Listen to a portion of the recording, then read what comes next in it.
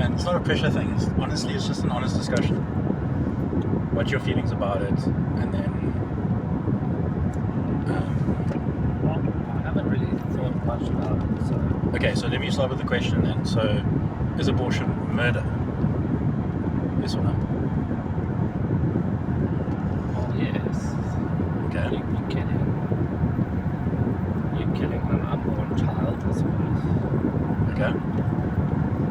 Is that ever justified? I'm not sure.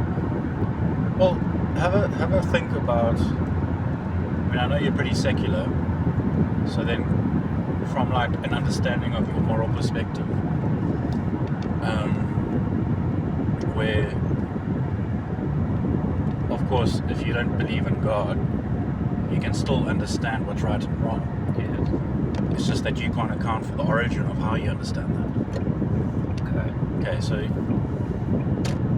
not in the way like, obviously I don't agree with not needing God to understand what's right and wrong, but I don't then say that just because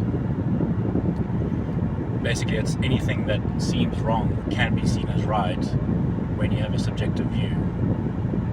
I guess it Right. all depends on how you brought up, I suppose. Yeah, okay, but I'm saying that when it comes to like murder, there are people out there who obviously call them what you want, not in the sense of you judging them, but they are atheists. Because of course it's easy to point out a Christian who says, yeah, it's okay to murder, and you say, well then you're not being very Christian. Okay, so an atheist who says there are instances where murder is justified and then there's benefits to murder, is trying to then say that objectively murder isn't necessarily wrong. Now, that's wrong to say, because murder is always wrong. So, coming back to the whole thing, is it ever justified to murder an innocent child? No. Right. I understand, like, obviously you might think I'm using harsh language, but because then it's like, well, is the human in the womb a child? It is. Yes. Okay, so you'll sign my petition. I don't know if I'll sign your petition. So the petition is about, there's an online version where you can go online and just look at, I'll give like a full summary of the, it's more of an extensive summary of the goal Okay. and how you address concerns like rape Okay. and things. And then you're also accounting for like health concerns. So there's a lot of information on there. Yeah, exactly. That I can read on Yeah, before signing. exactly. Okay. Alright, so I can send you that link, you can take a gander, and if you want to sign it, you can sign it. From a perspective of, yes, abortion is murder, it is wrong, and it's never justified Okay. to murder. So when you kill with malice aforethought, murdering someone, it needs to be illegal for all human beings. Meaning human beings from conception all the way through.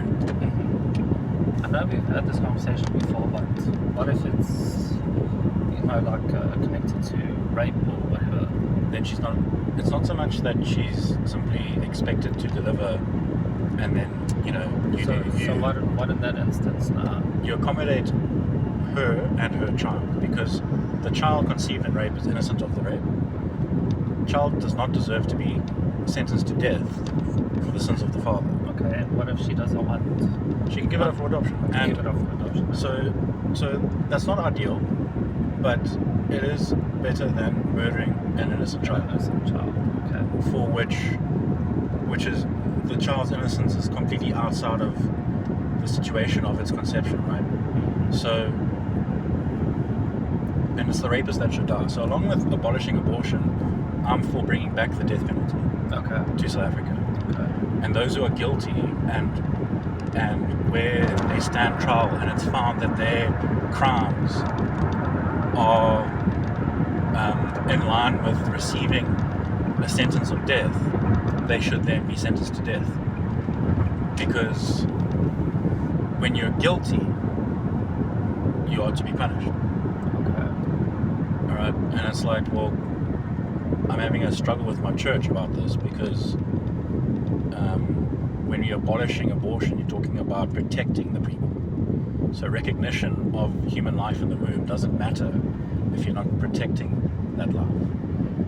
And protection means that there's accountability to people who go against that protection. So obviously, just like everyone else is protected under the law from being murdered, that would then apply to the preborn.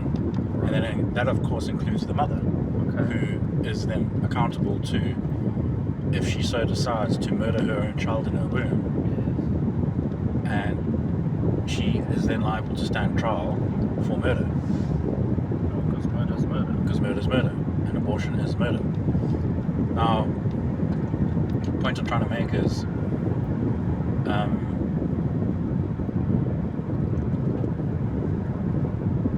when we observe people who are guilty, we say the reason why you're being punished is because you're guilty of doing, the wrong deed or whatever you've done that's wrong. Understandable, yeah. So the preborn human child who is innocent is not to be punished for any reason. I mean, innocent means innocent. So yeah, I'm glad you are open to that understanding. I mean, I wasn't sure what to expect, but a lot of people have come up to me and was like, the main argument is, like you said, the rape argument. How can the woman be expected to carry a child conceived in rape that she didn't ask for, she didn't consent to? Yes. And as much, and it's like the father, of course, under, of course, like the law of death penalty for rapists, the father of the child is now going to be put to death. So that child is going to be fatherless. However, of course, a rapist will be given a life sentence regardless of whatever it is. That father of the child loses his rights to be a father by being a rapist, right? Don't think the child would want to know. Yeah, of course. Like, and so you the instance though of rape, when we talk about the innocence of the child, we're not saying that the mother, because I believe under the law, because this is about changing the current law, the mother who hasn't consented to, obviously consensual sex, etc., would not be expected, if she so chose, if she said, I'm choosing adoption, because of course under the new law abortion wouldn't be an option. So if she says adoption right from the start, Yeah, why can't it be standardized? No, but I'm saying if she says that, because there's two options. She can say, okay, this is my child, I'm going to look after this child after giving birth, or this is my child that I'm giving up for adoption. Those are the two options. Okay. If she decides I'm giving it up for adoption, the response would then be, well, all your needs are going to be met through your prenatal courses, seeing the gynecologist. The cost of all of that is to be borne by the community, either mandated to the church or to the state. We don't like it going to the state because we understand systems under the state fail all the time, and it's especially in South Africa, adoption systems, foster care systems, they just don't work the way they should. No.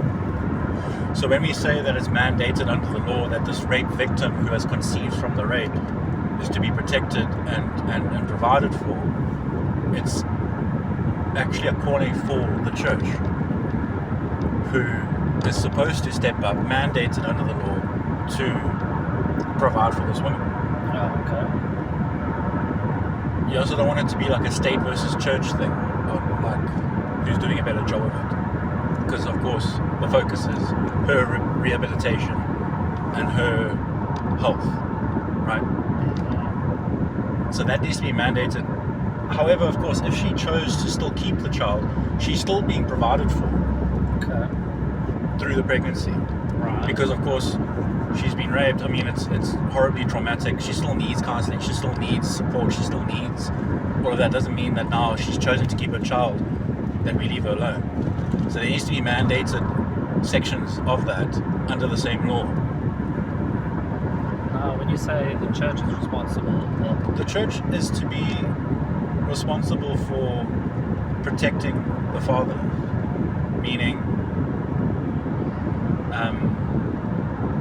the Bible talks about widows, fathers, etc., where the church is expected to be there for these people who simply need guidance and help. And I think that the church has fallen asleep on that recently. okay, So it is actually the position of the church to help and provide for women who are victims of rape, who have been, who have been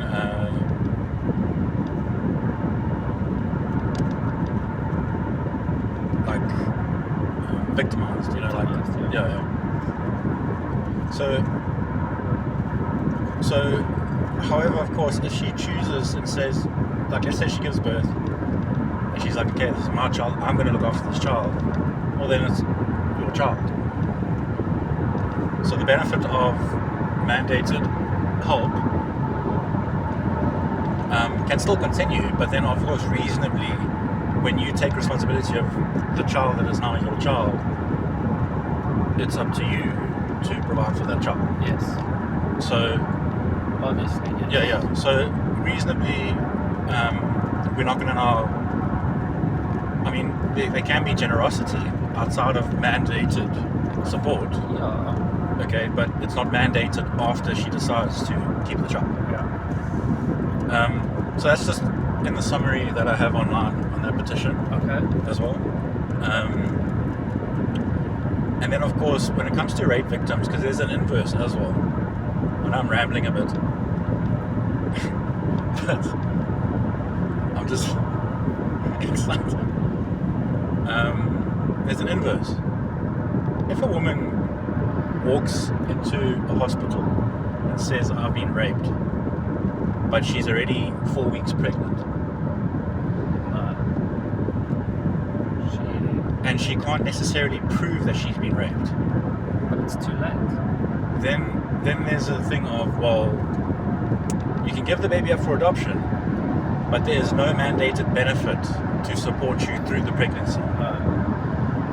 Okay? The benefit applies where there's a grace period. The grace period is 3 days. Because, sorry? Has to be. Because every rape victim, every woman gets a rape kit. So, rape victim gets raped. The woman gets raped. Now, of course, guys can get raped too, but it's women that fall pregnant. Yes. And so, woman gets raped. I understand if she's been left for dead, she can't essentially immediately get to the hospital. But the point is, get Makes to the sense. hospital as soon as you can. Yes, it makes sense. Yes. So if someone finds her, whatever, you guys go straight to the hospital. Yes. You go to the hospital. Part of the rape kit is the morning after pill Yes. to prevent conception. Conceptually, yes. That has a 3-day window. Yes. And after 3 days, you can still take it, but there's a good chance you've already conceived. And the whole point, of course, is that it's not an abortion pill, it's a morning after pill. There are morning after pills that are abortive, and those should be taken off the market. But the morning after pill that is designed to prevent conception only, take that. Okay. That doesn't necessarily mean that you're not going to conceive, but you are allowed to, of course, right? I believe that should only be given to rape victims, Yes. not to people who have a one-night stand and think, oh, Absolutely. got to take a morning after pill. Yeah, because you'll also get that where proving rape is, there needs to be conditions like there's a signs of abuse. Because you do get women out there, and this isn't obviously all women. It's not a bash at women. It does happen Yes. where they accuse men falsely of rape, or they It does happen. and it's like, well, okay, drag the guy's name through the mud. Even if he gets proven innocent, he still has that hanging over his head where he was accused of rape. It ruins people's lives. No, I have a question. What about those who do the wrong deed, where they rape the woman and they are like HIV positive or something like that? Yeah, you get ARVs. Yeah, She gets, yeah, I'm sure you do. Yeah. What about situations like that? No, well, are you meaning like HIV being passed to the child? Yes. Or, Yeah, it's possible. So you take ARVs, there's medication that means that HIV doesn't get passed to the child. There is treatment for that. okay. People also ask, what if there's two crack addicts? Oh, yeah. You know, two drug addicts. Yeah. They conceive a baby. Should the baby be now raised to be addicted to, like, is being addicted to drugs because the parents were addicted to drugs? And that goes into the innocence argument of, no, that child shouldn't be murdered because the parents have made poor decisions on their own health because now they've been taking drugs. I mean, it's like a case of a mother drinking and smoking while pregnant that affects the fetal development. Should that child be murdered because of her negligence? I don't think that justifies it. No. It doesn't. And it's the same case for drug addicts. So, the HIV argument, there's means of treating HIV positive mothers who then don't transmit the virus to their babies. Okay. So yeah, great question. Yeah. And then of course, rape victims that go into the hospital, they get treated for the assault. DNA gets collected of the rapist. Yes. He then gets found and tracked, and he is to be punished. No one else. And that's like the goal, is to say. What is the current law on rape? No, the current law is it's not so much about abortions and the condition of rape. It's abortions can be done in second and first trimester. And the reasoning is first trimester for any reason. So, meaning, when I say reasoning, it's like, why are you getting an abortion? So first trimester is the first 3 months. You can get an abortion for any reason. Second trimester is due to, the reasoning is rape, rape and incest, which again is strange. Yeah. Because you're in your second trimester already. You say you've been raped. Why are you in your second trimester? Yeah. I get that women are afraid to come forward. It's traumatizing. Yeah, and I get that. And you're also afraid of prejudice against you. You're afraid of... I mean, there's cultures out there that will maybe shoot her down and say... Especially when she's accusing someone of high status, you know? Especially when it's like a priest. Or whatever, you know, like it happens. Or the CEO of a major firm or company, and now he's being accused of rape, and then you immediately think, well, the woman's lying. I mean, we know the CEO, he's a nice guy, you know? And I get that maybe she's afraid, but you don't wait 5 months with your baby developing to do something about it. And it does take courage. It does, yeah. But I think that's also something that needs to be educated, is you do not have anything to you are not to blame at all for being raped, and there is nothing that should stop you from coming forward with the truth and protecting yourself, because if you don't, you protect the man who raped you. Yes. So don't do that. So I did ask the... So anyway, yeah, so the abortion reasons. Yes. Second trimester is rape and incest. First trimester, obviously, any reason means rape and incest. So any reason at all. She doesn't actually have to give a reason. That's what that means. Okay. Second trimester, rape and incest, and then like fetal abnormalities. That again is not a reason to murder the baby. Okay. Then third trimester is where they're trying to account for the life in the womb by saying abortion is allowed at third trimester in the case of the mother's health is at risk. The question there, though, is third trimester is viability, meaning the child is viable to be born and live outside the womb after 24 weeks. Yes. Why the heck are you murdering that child and not delivering it via C-section? Yeah. And why is it when it's healthcare for the mother? I'm not saying she must die for the sake of her child. I'm saying, why is it that we're not approaching a situation like that, trying to protect both lives, and saying, well, we're going to attempt to deliver this child. We don't know if the child's going to survive, but we're definitely not going to actively murder the child. Yeah. All right, we're going to deliver the child. It's a very touch and go situation, but if we don't deliver the child, you're both going to die. Yes. So no one's saying she has to die. We're saying, because of course if she dies, her child dies.